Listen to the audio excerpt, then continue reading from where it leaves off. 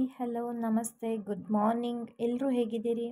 ಎಲ್ಲರೂ ಸೌಖ್ಯ ಅಂತ ಭಾವಿಸ್ತೇನೆ. ಇದು ಗೊತ್ತುಂಟಾ, ಇವತ್ತು ನನಗೆ ಮೂವಿ ಶೂಟಿಂಗ್ ಏನಿರಲಿಲ್ಲ, ಲೀವ್ ಇತ್ತು. ಬಟ್ ನನಗೆ ಒಂದು ಮೇಕ್ ಓವರ್ದು ಕಾಲ್ ಬಂದಿತ್ತು. ಸೊ ಅದಕ್ಕೋಸ್ಕರ ಹೋಗೋದಿತ್ತು. ಬಟ್ ಲೇಟಾಗಿ ಎದ್ದಿದ್ದೆ. ನಾನು ತಡ ಎದ್ದಿದ್ದರಿಂದ ನನಗೆ ಬೆಳಿಗ್ಗೆ ಅಂತ ತಿಂಡಿ ಮಾಡ್ಕೊಳ್ಳಿಕ್ಕಾಗಲಿಲ್ಲ. ಅದಕ್ಕೆ ನಾನು ಎಂತ ಮಾಡ್ತೇನೆ ಅಂದರೆ, ಪೌಡರ್ ಮಾಡಿ ಇಟ್ಕೊಂಡಿರ್ತೇನೆ. ಇದು ಮೆಂತ್ಯ, ಬಿಳಿ ಎಳ್ಳು, ಸೋಂಪು ಹಾಗೆ ಅಗಸೆ ಬೀಜದ್ದು ಪೌಡರ್ ಮಾಡಿ ಇಟ್ಕೊಂಡಿರ್ತೇನೆ. ಅದನ್ನು ರಾತ್ರಿ ನೆನೆ ಹಾಕಿಬಿಟ್ಟು ಬೆಳಿಗ್ಗೆ ನಾನು ಅದನ್ನು ಕುಡಿತೇನೆ. ನಾರ್ಮಲಾಗಿ ಯಾವಾಗಲೂ ಅದನ್ನೇ ಮಾಡ್ತೇನೆ. ಹಾಗೆ ಇದು ತುಂಬ ಒಳ್ಳೆಯದು ಹೆಲ್ತ್ಗೆ, ತಂಪು ಕೂಡ. ನಾನು ನಾರ್ಮಲಾಗಿ ಯಾವಾಗಲೂ ಇದನ್ನೇ ಮಾಡ್ತೇನೆ. ತಿಂಡಿ ಸಹ ತಿಂತೇನೆ, ಇಲ್ಲ ಅಂತಲ್ಲ. ಮನೆಯಲ್ಲಿದ್ದಾಗೆಲ್ಲ ತಿಂಡಿ ತಿಂತೇನೆ. ಮತ್ತು ಈ ಥರ ವರ್ಕಿಗೆ ಬಂದಾಗ ಅರ್ಜೆಂಟ್ ಆದಾಗೆಲ್ಲ ನಾನು ಇದನ್ನೇ ಹಿಂಗೆ ಮಾಡ್ಕೊಂಡು ಕುಡಿತೇನೆ. ಹೊಟ್ಟೆ ಸಹ ಗಟ್ಟಿರ್ತದೆ, ನನಗೆ ಗಟ್ಟಿರ್ತದೆ, ಬೇರೆಯವ್ರಿಗೆ ಗೊತ್ತಿಲ್ಲ. ಮತ್ತೆಂತ ಅಂದರೆ ನನಗೆ ಅದು ಕುಡಿಲಿಕ್ಕಾಗೋದಿಲ್ಲ, ಒಂಥರ ಹೀಕರಣೆ ಆಗ್ತದೆ. ಅದಕ್ಕೆ ಒಂದೇ ಸಲ ಗುಳುಮ್ ಅಂತ ಕುಡಿದು ಬಿಡೋದು ನಾನು.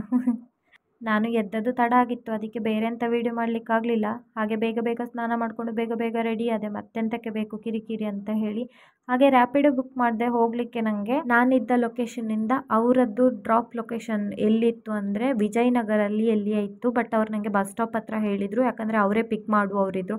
ಸೊ ನಾನು ಅಲ್ಲಿಂದ ಡ್ರಾಪ್ ಲೊಕೇಶನ್ನು ಬಸ್ ಸ್ಟಾಪ್ಗೆ, ವಿಜಯನಗರ ಬಸ್ ಸ್ಟಾಪ್ಗೆ ಹಾಕಿದ್ದೆ. ಹಾಗೆ ನಾನು ರ್ಯಾಪಿಡೋದಲ್ಲಿ ಕುತ್ಕೊಂಡು ಭಾರಿ ಮಂಡೆ ಬಿಸಿ ಮಾಡ್ತಾಯಿದ್ದೆ. ಬಿಕಾಸ್ ನನಗೆ ಲೇಟ್ ಆಗಿತ್ತು ಅಂತ ಒಂದು ಟೆನ್ಷನ್ ಇತ್ತು. ಹಾಗೆ ನನ್ನದು ಫಸ್ಟ್ ಮೇಕ್ ಓವರ್ ಶೂಟ್, ಇದು ಹೇಗೆ ಇರ್ತದೆ ಅಂತ ಭಯ ಇತ್ತು ನನಗೆ.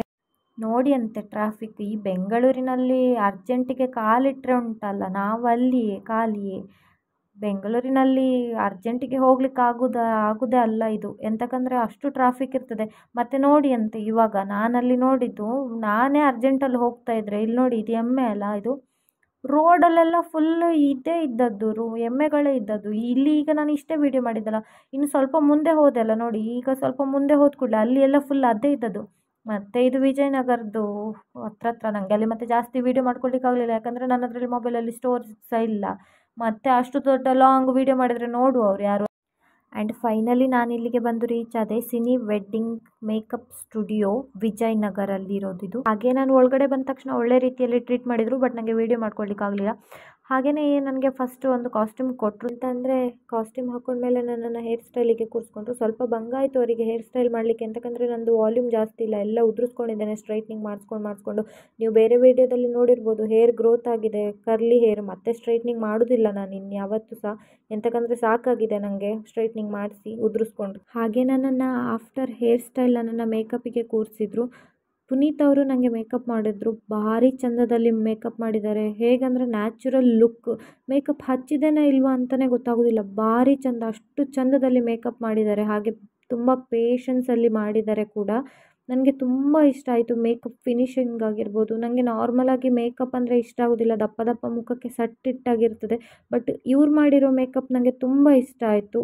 ಹೇಗಂದರೆ ನೀವು ತುಂಬ ಹತ್ತಿರದಲ್ಲಿ ನೋಡಿದರೆ ಮಾತ್ರ ಕಾಣಿಸ್ತದೆ ಮೇಕಪ್ ಮಾಡಿದ್ದಾರೆ ಅಂತ, ಅದರ್ವೈಸು ಸೇಮ್ ನ್ಯಾಚುರಲ್ ಲುಕ್ ಥರ ಕಾಣಿಸ್ತದೆ.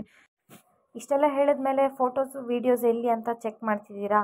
ಇನ್ಸ್ಟಾಗ್ರಾಮ್ ಪೇಜ್ನ ಫಾಲೋ ಅಪ್ ಮಾಡಿ, ಸ್ವರ್ಣ ಸುನಂದ 04 ಅಂತ ಇರುತ್ತೆ. ಹಾಗೆ ಪುನೀತ್ ಅವರದ್ದು ಕಾಂಟ್ಯಾಕ್ಟ್ನ ಕೊಲಾಬ್ರೇಷನ್ ಮಾಡಿರ್ತೇನೆ. Thank you.